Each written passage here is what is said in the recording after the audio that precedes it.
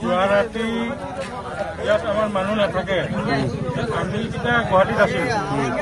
যোৱা ৰাতি চুৰি কৰিছে কিবা ব্লেড দি কাটি পেলাই চাৰ্জিং মেচিনবিলাক লৈ গৈছে চাৰ্জাৰ পইণ্ট চাৰ্জিং মেচিন এইবিলাক লৈ গৈছে তাৰপিছত ইনভাৰ্টাৰৰ বেটাৰী আৰু ইনভাৰ্টাৰ মেচিন খুলি আনি গেটৰ ওচৰত ৰাখিছে তাৰপিছত ৰাতিপুৱা ভতিজাই গেটটো খুলি গৈ চাই দেখিলে যে গোটেই বস্তু চিডিল বিডিল হৈ আছে চুৰি হৈছে মোক জনালে ফোন কৰি জনোৱাৰ পাছত মই আজি আহিলো আহি পেলাই ক'লো কাকো নকবা ফোনতো কৈছো কাকো নকবা চুপচাপ থাকা গেটটো খুলিব নালাগে এনেকাই থাক চোৰবিলাকে ভাবিব মালিক নাই আকৌ সোমাই আজি ৰাতি আকৌ চুৰি কৰিব সিহঁতে মজামতে গতিকে কাকো নকবা এনেকাই থাকা ঠিক আমি ভাবা মতে কামটো হৈছে সন্ধিয়া এই 8টা-9টাৰ ভিতৰতে আকৌ আহি সোমাইছে সিহঁতে কেইজন মানুহ আহিছেতো সিহঁতে 3জন টমটমলালৈ 3জন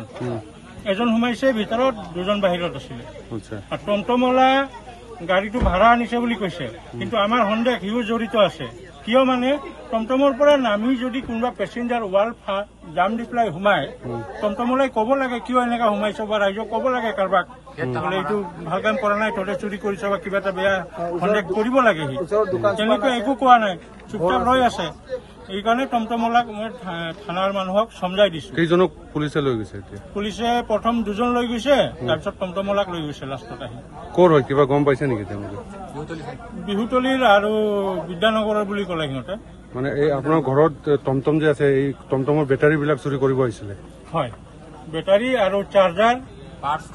তাৰপিছত ইনভাৰ্টাৰ মেচিন আৰু ইনভাৰ্টাৰৰ বেটাৰী যিটো গেটৰ লগত আনি থৈ দিছে ঘৰৰ মালিকটো এইটো ঘৰৰ মালিকৰ নামটো মই হয় জয়মোহন সিং দোকান খুলিছিলো তাৰপিছত চলা নাই বন্ধ কৰি থৈ দিছো আজি প্ৰায় 1-1.5 বছৰমান হ'ল বন্ধই আছে